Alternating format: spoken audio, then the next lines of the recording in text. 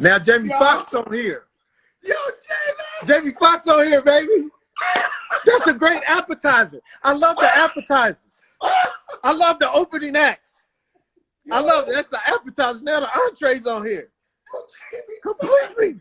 It's in the building. All these people you naming, I'm just like, please see my request. And then you know I'm you know, I done hit request. Now I'm on my baby face. I'm like, did he see it? Yo, let me tell you. Are we there?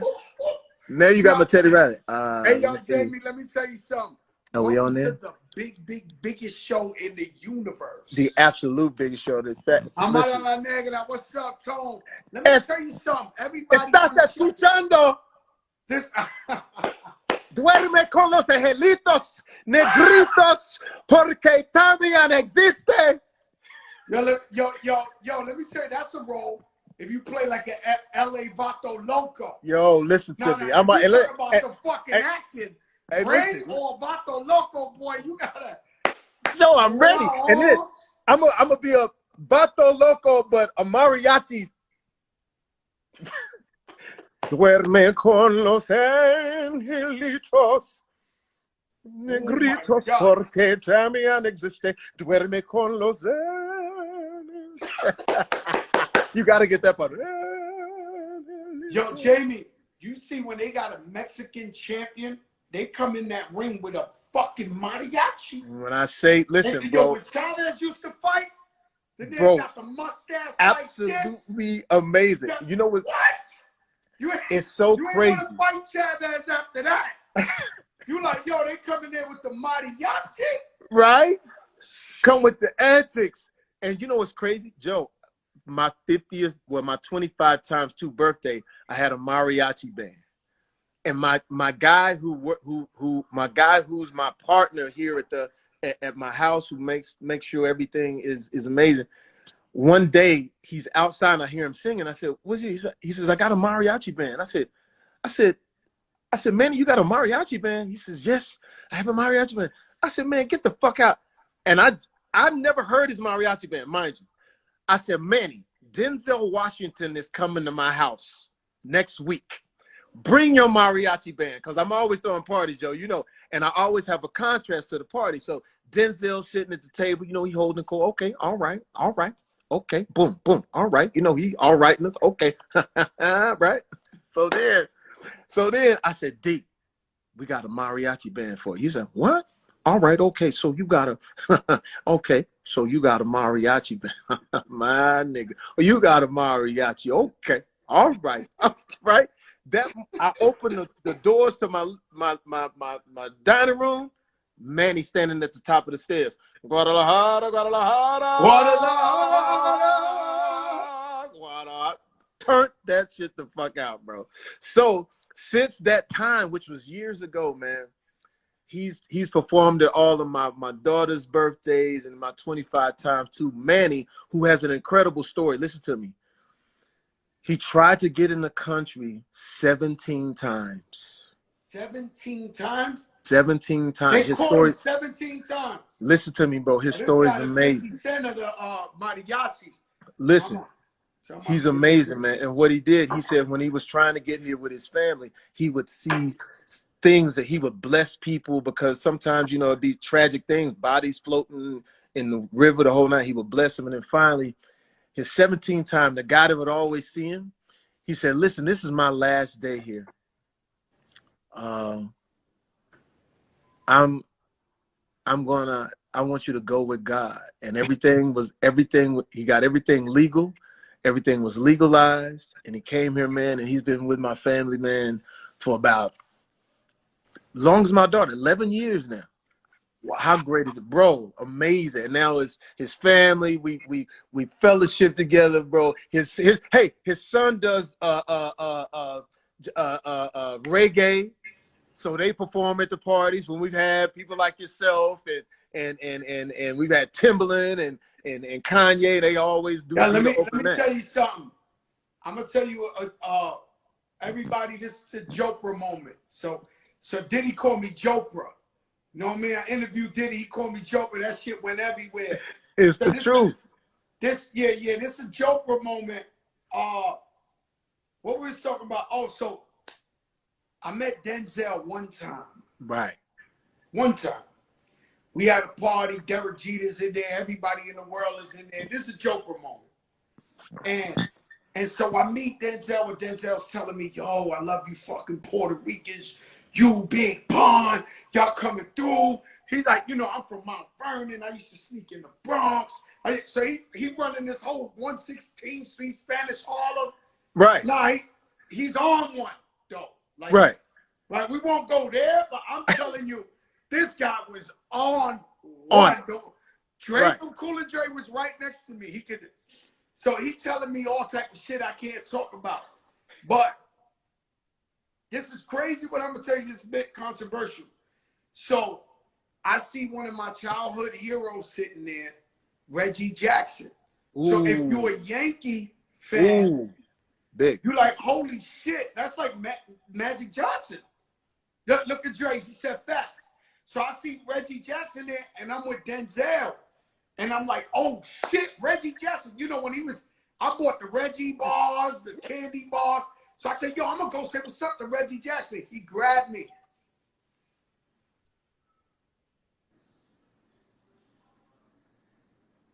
Yo, Jamie.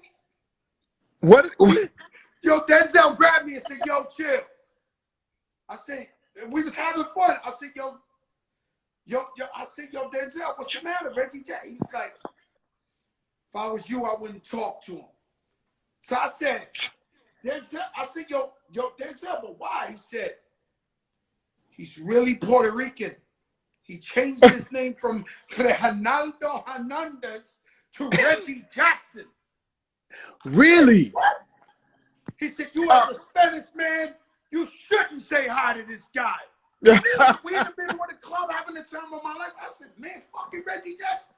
And then I went and asked some people, and they was like, yo, it wasn't cool to be Latino baseball player at that time. Oh, man. Name.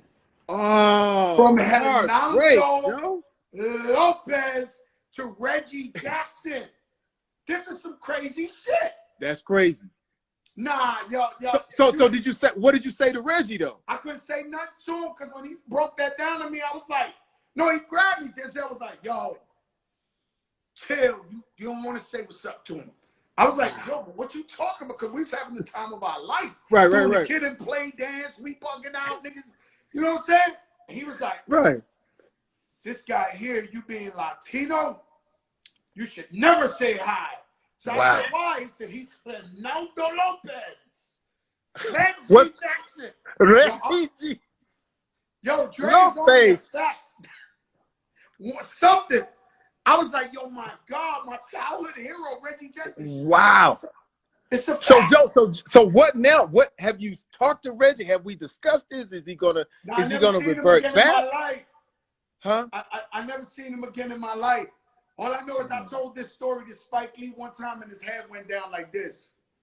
I said, yo, Spike, is it true? Because you know Spike and me, I see him at the baseball games, the Yankee games.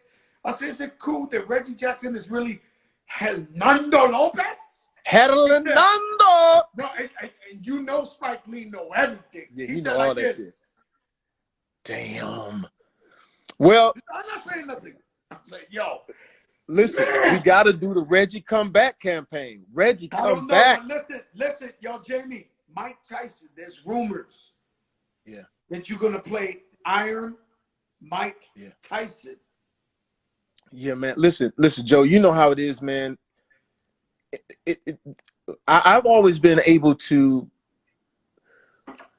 find characters, like, you know, like I look at what I've been blessed to be able to do is, if it was in Living Color, it was the Wanda. Hey, for real, that character that you legendary character. But I was worried that I would get stuck in that. But then we went on to, you know, Any Given Sunday. My name is Willie Beeman. I keep the ladies creaming, and all my fans got them screaming. So another character. Then we moved on to Muhammad Ali, Bundini Brown. Muhammad Ali is a prophet. How you gonna be God's son? As soon as you come out the garage, you be number 2 character. And then Ray Charles. Muhammad Ali might he might be one of well, he's my favorite boxer of all time, but Yeah. he might be top the greatest American of all time. Yes, of course. A human being in America. Of course, especially for all of what we're going through, and he sort of foreshadowed all of that. But I got to tell you, Muhammad Ali talked the man off of jumping off the roof.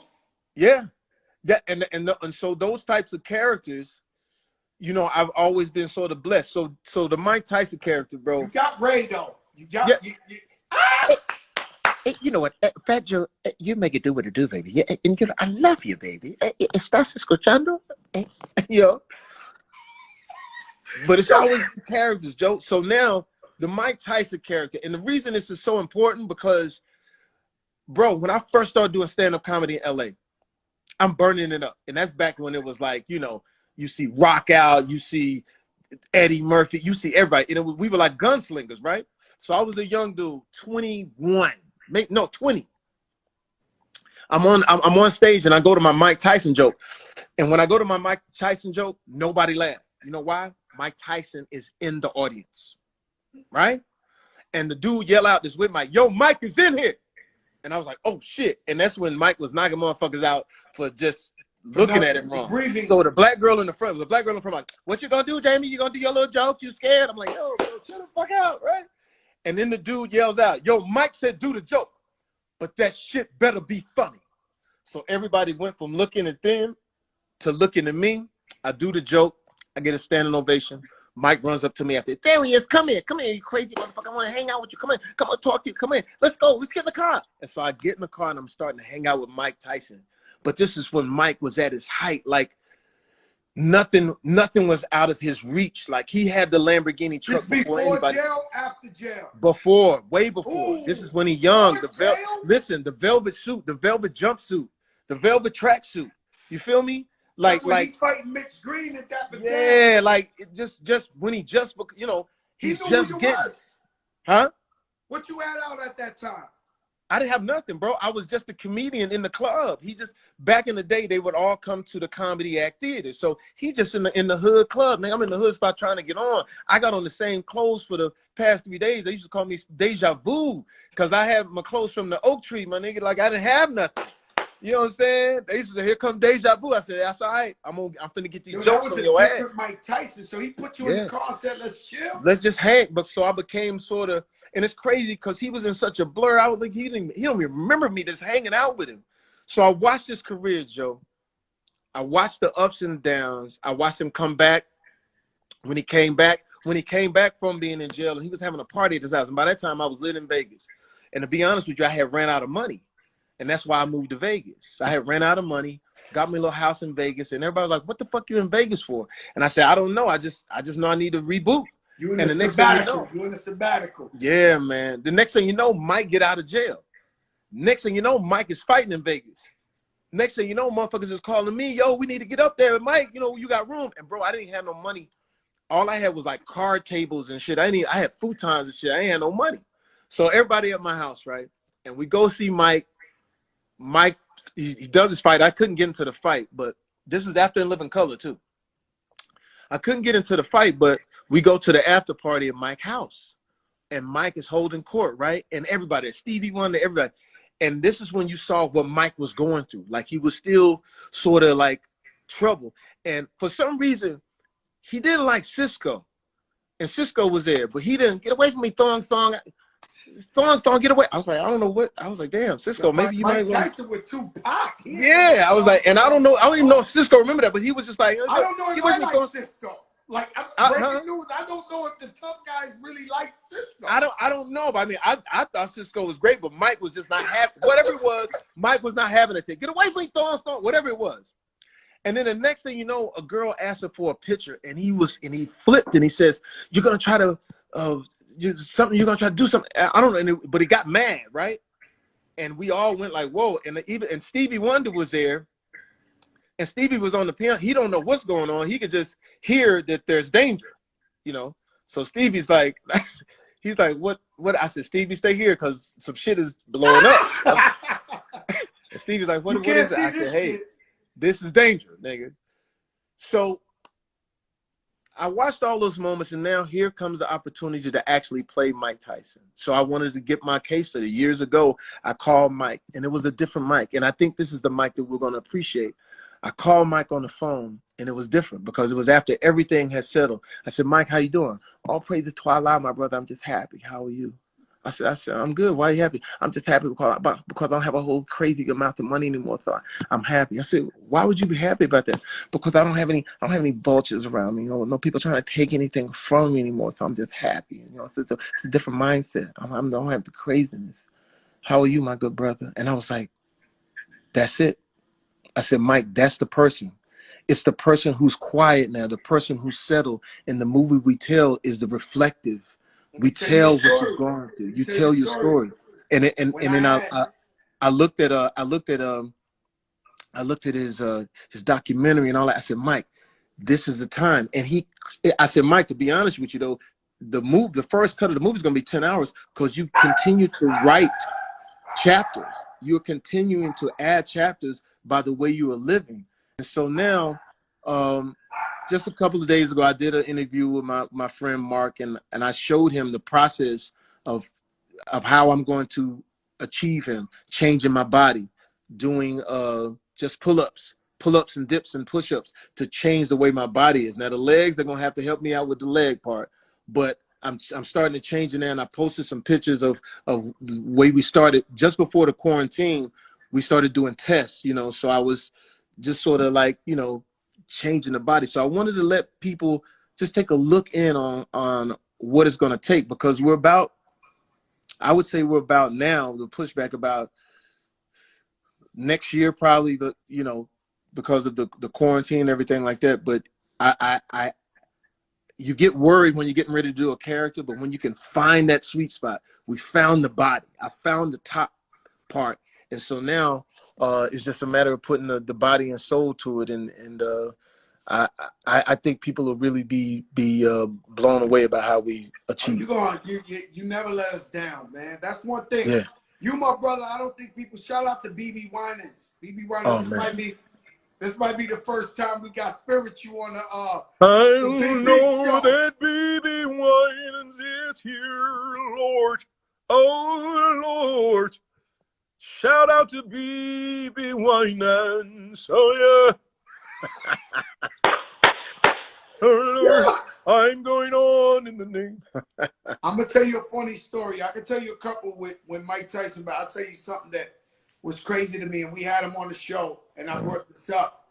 I called Mike Tyson out of nowhere because I wanted him to be in my video, my lifestyle. I was gonna shoot a video with Mike Tyson standing behind me in my lifestyle. Yeah. But I'm gonna tell you some crazy stuff. I never forget, I was in the car going through Central Park. I called Mike in New York. A beautiful day. And I said, Mike, what's up, man? This your brother. He was like, who's this? I was like, yo, this is Fat Joe. And he was like, what do you need, Joe? $1 million? You want me to send you $1 million? And I was just like, I love Mike Tyson, but I'm not his best friend. Right.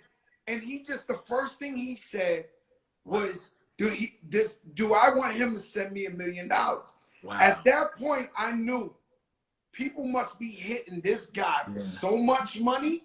Yeah, that's out of this world. And I said, no, Mike, I don't need $1 million. I want you to come in my video. He was like, now I'm training for a fight. I can't do it, my brother. And I was just like, man, they must really hit this guy up for money like no other. Yeah. Yeah, man. And he was giving up the money. Yeah, and that was the thing. It's like he didn't really care about the money.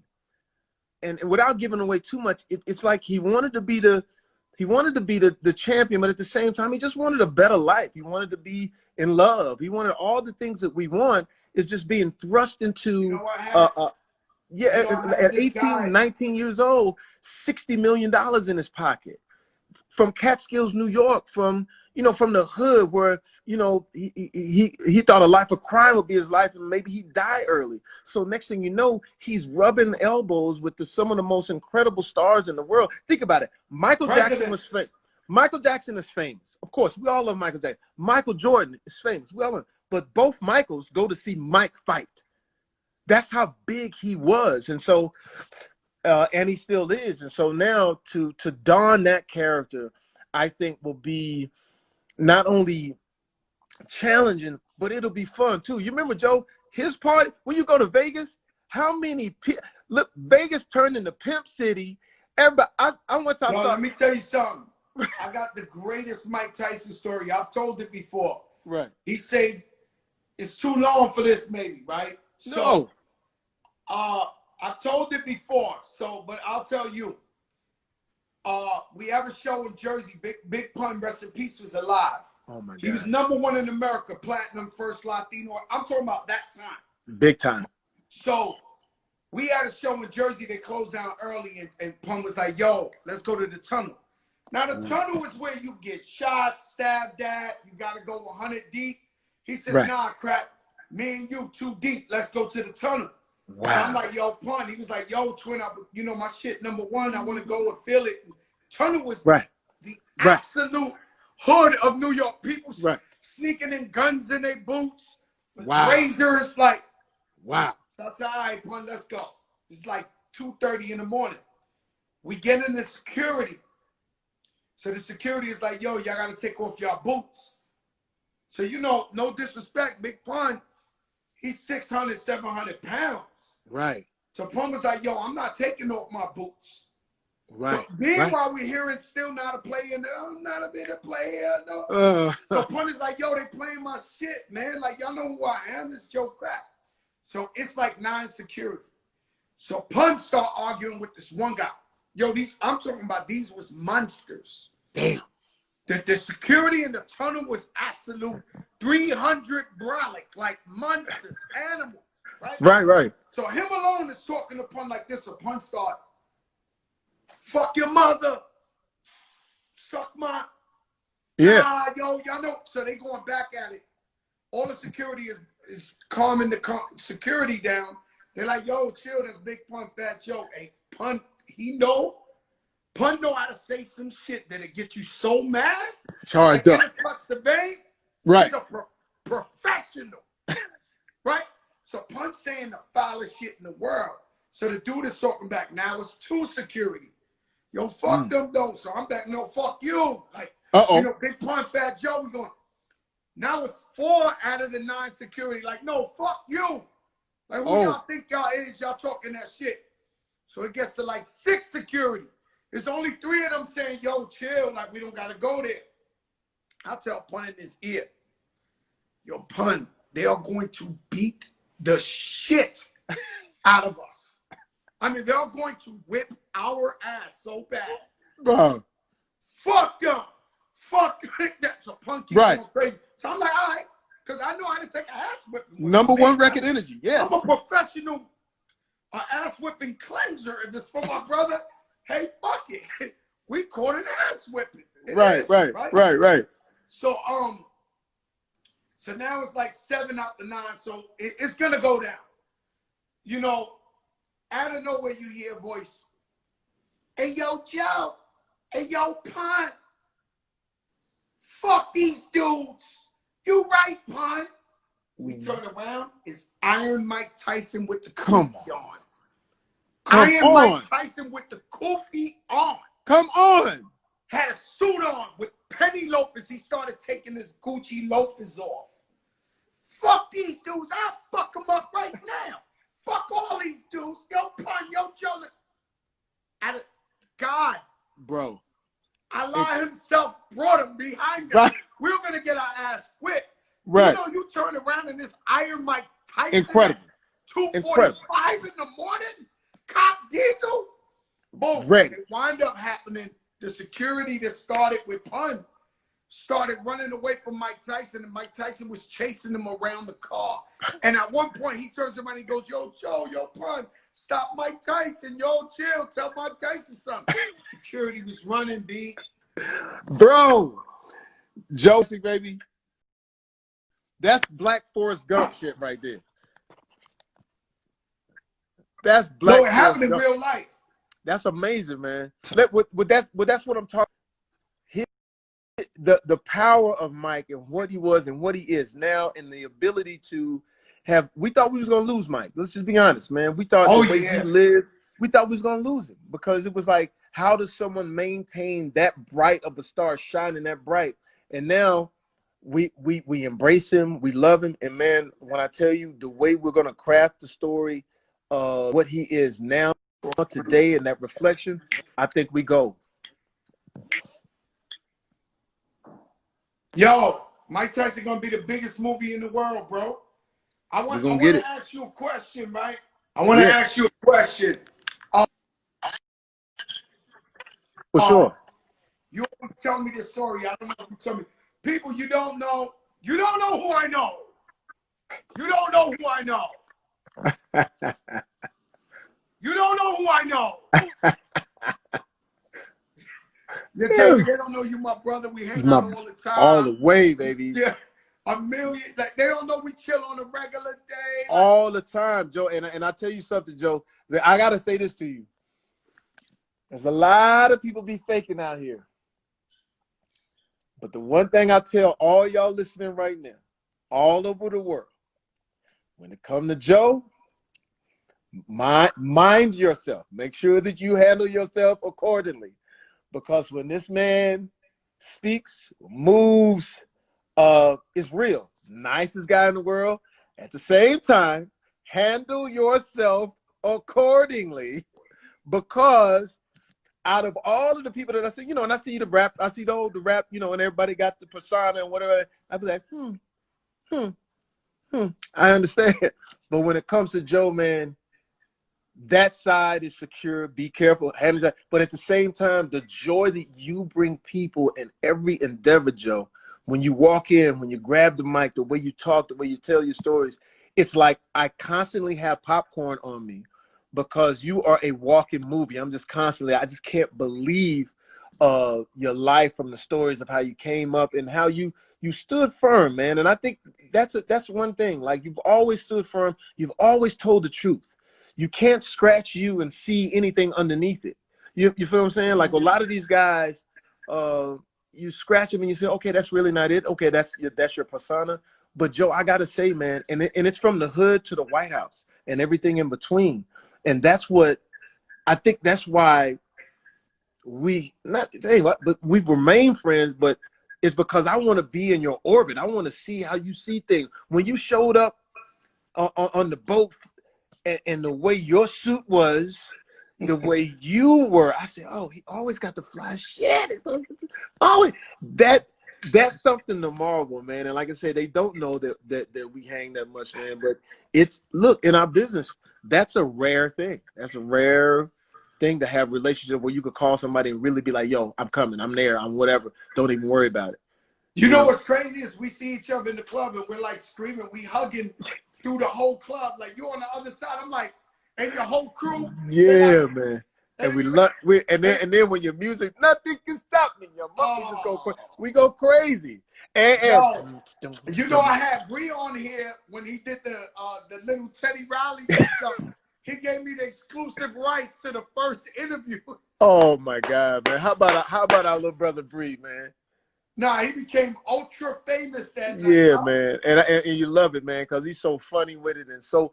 But like that dude was so instrumental in all of my music, every nook and cranny of it. And me and Breon have fought in the club. Me and that little nigga, we go at each other and love each other. I remember we had a fight at the Usher concert at the House of Blues. Me and Breon arguing over some shit, turning tables over. And Usher was up there moonwalking, looking at it like, what the fuck is y'all doing? This motherfucker's in the middle of the moon. So that's my guy, man. But he found slow jams. He found Breon brought Kanye to my house when Kanye wasn't even Kanye. I was like, who is that? It's Kanye.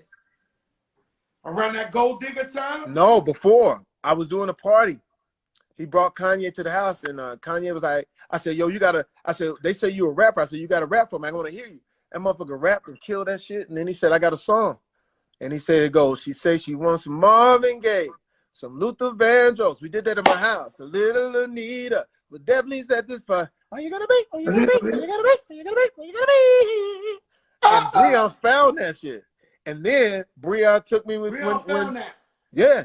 And then Breon took me when after we did Ray, and he said, "Yo, Kanye got the song he working on called Gold Digger. Come down." I went down there, and Breon took over the recording session and said, "It ain't gonna be shit unless Foxx is on the front of this motherfucker." He's throughout the whole song. And then we get on in the booth, and next thing you know, she took my money, my love indeed. Yeah, she's a trifling friend indeed. Oh, she's a gold digger. Way over town that digs on, and the rest is history. She gives me money. I ain't said that was all Breon. But she So, ain't got big no up. broke nigga. Yeah, man. I ain't messing with no. Yeah, But man. she ain't messing with no broke. Broke nigga. Get Yo, let down, me girl. tell you Go ahead, something. get down. I agree with that. Yeah, I agree with that. If I have a little cousin or goddaughter or my daughter or something, I'm gonna tell you some real talk. I'll tell them, yo, fall in love with somebody who got some money or got some type of hope or something come. Yeah. Like, forget the broke love. I'm Yeah. keeping it real. The broke love. Hey, my it's family, if it's my sister, my cousin, my this, I'm telling her, yo, what? Yeah, cause come up. please, Go what? up. Why have problems and then have problems? Yeah, it's tough because even with my daughter, you know, it's like my oldest daughter. It's like we just did a television show, that's gonna be on Netflix called "Dad Stop Embarrassing Me," and it deals with all of Stop that. embarrassing me. Yeah, you know, you've seen my daughter. You see my daughter, so it's all about funny stories about me talking about boys and what you should have, and trying to make them see things a different way, and them teaching me. So that's coming out on Netflix, man. So yeah, man, it's tough. Beautiful. You know, I got you know, I met your moms a couple of times. Yeah, man, they love you. They We love don't you. party, right? Yeah, they we love don't you. party. Let me ask you a question. The question you always tell me, but you never said this one publicly to nobody. Tell me about the Suge Knight story when he used to come to your house. Oh my God, bro. Hey, yo, Jay, this is Joprah moment, guys. This is a viral moment. Bro, okay, let me please tell the truth. Let me give you what it is. So I'm always known for throwing parties, right? So I used to throw parties at my house all the time. You've been there, Joe. My little house in Tarzana. So I'm throwing this party, but it's crazy. Everybody there. Eddie Murphy, Salma Hayek, Michael Bay, everybody in my little house. And at that night is special because a young kid by the name of The Game, just coming up, he wants to come to the party, but my good friend is there. His name is Snoop Crip, Game Blood. I'm like, oh shit. I haven't really hang with the Game guy. The Game guy says, I'm good. No, nigga, I'm good. It's gonna be good. It's gonna be cool. We're gonna be good. We're gonna be good. So he shows up. He wore blue diamond-studded earrings to show respect to Snoop. They having a great time. Everything is cool. So we partying and shit. Next thing you know, my security comes to me, party raging, right? In my beautiful white neighborhood. And my security comes and say, yo, Suge outside. I said, oh shit. He said, should I let him in? No, they can't let him in. He said, what we gonna do? Now mind you, this is not the Suge that was, you know, that we see now. This was the venomous motherfucking shut the party down. Everybody run out, Suge. When Suge would walk into the club, literally the DJ would pull the plug, roll that shit up, and get the fuck out, because you know Suge was finna fuck shit at the height of his gangster. I don't wanna stop your story. Keep that straight. I saw Suge Knight walk into the Vibe Awards with a cigar by himself, and the whole Vibe Awards ran out. Everybody. I'm looking at Russell Simmons doing backflips, Alicia Keys running in the red dress. I was there. The man ain't say nothing. I he was walked in there. with a cigar, and the whole place ran. That motherfucker looked like he had a redwood tree. That's how big he was and how big that fucking cigar was. I said, this thing got a redwood. He's smoking a redwood. So they telling you he's at your front door. Yo, they say, Suge outside. I can't let him in. He said, well, what you gonna do? I said, I'll deal with it later, but I cannot let him come in here. I got fucking Eddie. I got Snoop, and I got Snoop in the Game. So I'm like, fuck that. So I go up to the Game. I said, listen, I ain't trying to fuck your night up, but Suge Knight outside. Serious? Yeah. They don't say nothing. Him and his boys. I don't know what the fuck happened. I don't know what happened, but them motherfuckers creeped out my out the back of my house, like on some. I said, "Oh my God, I don't know what the fuck they about to do," but they creeped out like on some like, yeah. I was like, "Oh shit." Here's the funny shit though. I go up to Snoop, right? Snoop was dancing, like, you know, just dancing, everybody around and girls, guys, whatever like that. Snoop is there. I say, "Yo, Snoop, I ain't trying to fuck your night up, but Suge not outside." Snoop don't even stop dancing. He just leaned over and go, "You ain't gonna let him in, is you?" I was like, "Nah, fuck it." And he went right back to dance. and some shit happened, little birdie. Next thing you know, a fucking helicopter is over my house. And they had to have some words with Suge. The night was saved. But then after that, of course, I had to call him and just be honest. The one thing a gangster always like is a few jokes and honesty. I said, "Nigga, I could not let you come into that motherfucking party. What you gonna scare Salma Hayek, Michael Beck? You can't." And you know, he gave me the pass. He gave me a pass for about 6 months, because every 6 months I would have a Suge where I have to run from Suge. It was just like just a known thing every 6 months. Okay, it feels like it's a Suge. You told me one time he came to the front of the house, you ran to the back of the house, jumped over the bushes, and he was standing there like, "Yo, I knew you'd be coming out here, Jay." Bro, no, this is what happened. I was at a club. And I was at a club and I had on like a seersucker jacket with some open-toed shoes, not ready for combat at all. You feel me? And he's trying to get in the club. I don't know that the club owner didn't want Suge in the club and told Suge that Jamie Foxx said, "You can't come in the club." So I'm just sitting in the club. People keep coming and say, "Yo, Suge outside." I'm like, "That's great. I'll talk to him when he gets here." Then another nigga came on, "Yo, Suge outside." "Oh, that's great. When he comes in, maybe we'll have a drink." And then somebody said, "Suge." I said, "Wait a minute, this is weird." Then my boy called me and said, "Yo, he's driving up. Yo, Suge is outside. I'm turning around. I'm going back home." I said, "What?" So I was like, "Wait a minute, something's off." So I sneak out the back with my boy Johnny Mac. We get in our truck, and as we're driving through the alley, I see Suge walk past the alley like the fucking missing link, like fucking. I said, "Oh, that's him." So we had to go down the street. I gave my boy my phone. I said, "Listen, go talk to Suge and put Suge on the phone." So I went down the street. My boy bravely goes up to Suge and says, "Foxx want to talk to you." Suge grabbed the phone and said, "It ain't cool no more, nigga." Click. I was like, "Oh shit, fuck." I hear my boy say, "Put him back on the phone, put it back on the phone." I gotta get this right, because you can't let a gangster simmer for 24 hours. So they get him back on the phone. I said, "Suge," and this is how I flipped it. "Suge, man, what's wrong?" I said, "I can't believe you wouldn't let me in the motherfucking club, nigga." I said, "Suge, who told you that I didn't want you in the club?" "The white boy at the front." "So you gonna let the white man?"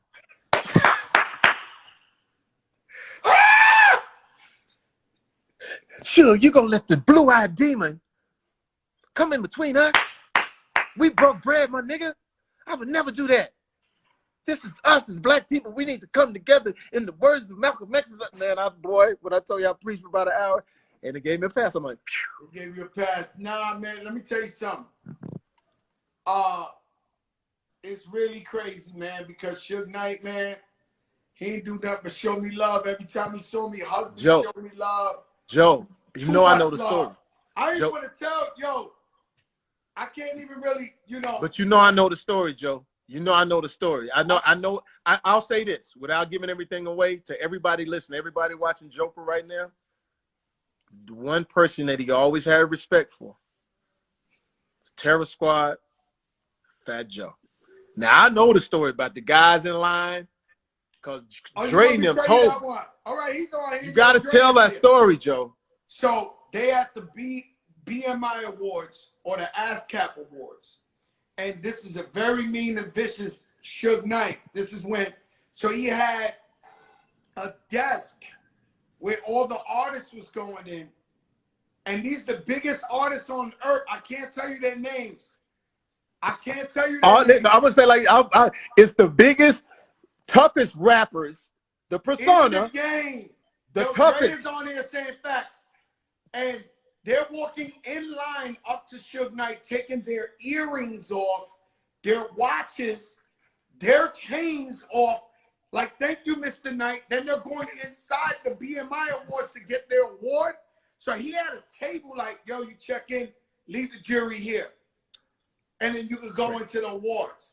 So everybody they going on the line. Cool and Dre is on the line because the only way you could get in was through him. Wow. He was like the registration and take off all your shit.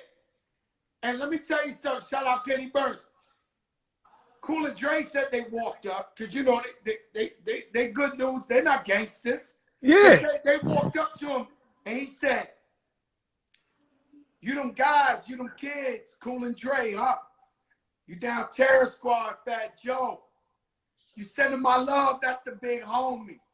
And they walked in. They almost felt bad they didn't get robbed. Because when they turned around, they seen every other rapper about to get robbed. They was like, yo, Cool and Dre is down with this shit? Like, yo, they walked in with their TS shit, they jury and everything. These are facts. That's a testament.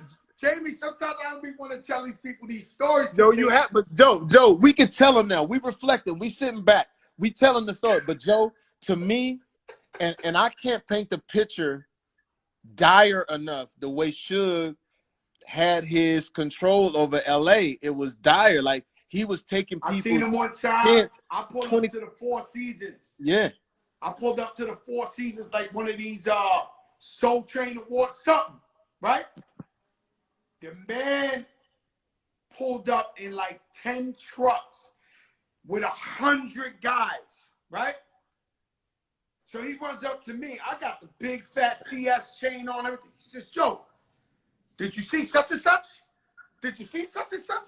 I got a call." He's talking about rappers. I don't want to tell you who.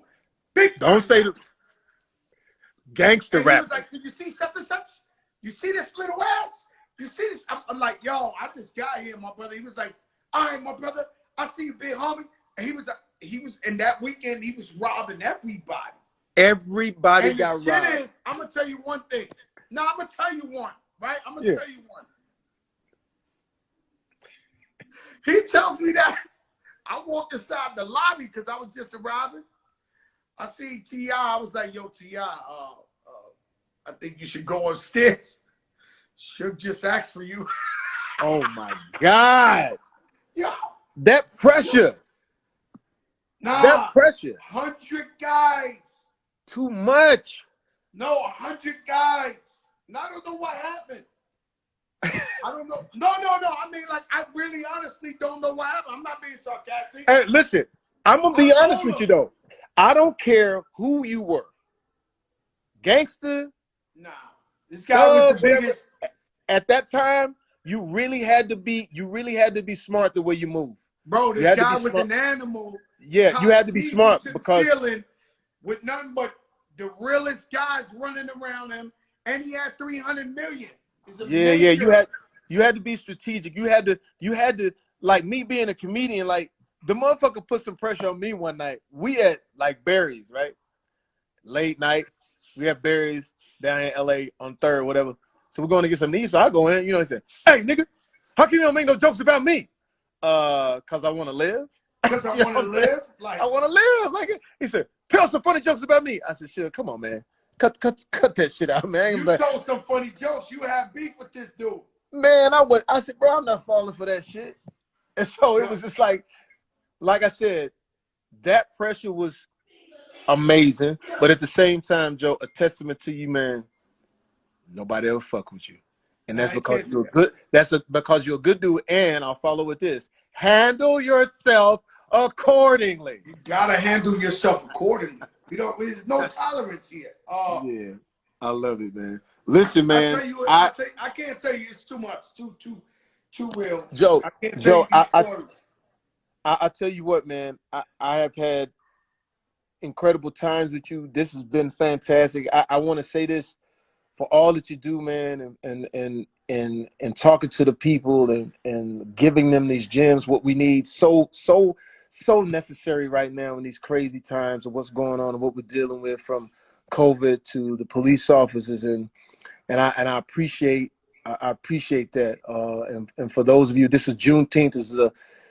This is a big day for us as Black folks, and I hope people get a chance to reflect, come together, and please, from being able to go to Minnesota, and stand with my man Steven Jackson and be there with George Floyd's family and talking to Ahmaud Arbery's father and of course we both know Sabrina Fulton, Trayvon Martin's mom, and a host of other victims. And I want us to stay focused on this. There's going to be a lot going on, but if you could just continue to everybody's watching, continue to give your love and your support to the victims, because when all of the lights die down and the story moves on to something else, they're still standing there holding this weight of, I don't have my son, I don't have my daughter, I don't have anything.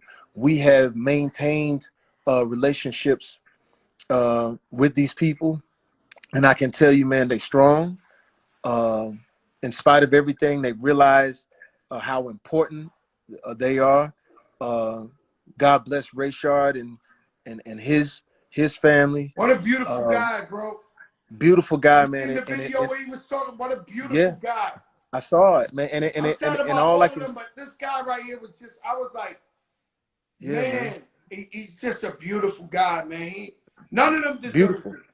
But none of them deserve. They showed of him, and I was like, wow, like, he's talking about getting back on his foot. And there's a lot of people, man. This government, they stay on everybody's necks. Parole, probation, like, learn something. Parole and probation. Have compassion. Like, man had 3 kids, and he was talking about his little daughters and his wife. And he did time, but he want to come back. He want to be good. He want to be a good man. And these people staying over you. You know what I mean? And look what happened to him. And he got his life taken in. And here's the thing, man. What happened to the compassion of like, yo, give him a pass, bro? Not right now. But it shows you. Come to prison tomorrow. But it shows you the insensitivity and the desensitizing of the black man and the brown man. The reason Juneteenth is important is because the reason they hung us in those trees, Joe, and the reason that they had picnics and watched us hang, because they wanted to desensitize you to a black life and a brown life. So that now that gets passed on to us, that when we see black life, even us as black people, we get too comfortable with just, okay, my cousin died, Lil Ray died. We have to get our sensitivity back. And that's why Juneteenth is important. Let's get back to sensitivity. Let's get back to, and let's stand firm. I will tell you this. When I went to those marches, and the media didn't want to show you this, they were peaceful, man. 20, 30,000 people, and it was white. 90% white in San Francisco, 90% white. And that's why I appreciate, man, we're gonna get it, because these young white kids were holding Black Lives Matter. One quick question. Lighten up the conversation. Shout out to Kenny Burns, my brother on the check-in. Versus battle right after this. This is why I came on early. We got Alicia Keys. We got John Legend. Battle with the Keys. Oh my God. Who do you have, Jamie Foxx, tonight? Oh my God. I gotta go with Alicia Legend. Alicia Legend? You faked me up, man.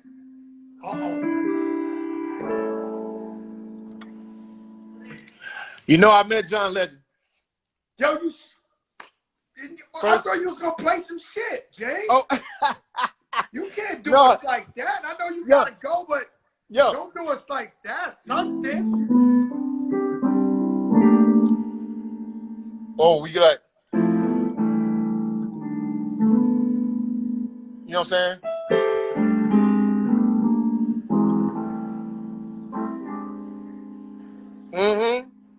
Sing something for me. Sing something for me. Oh, let's see.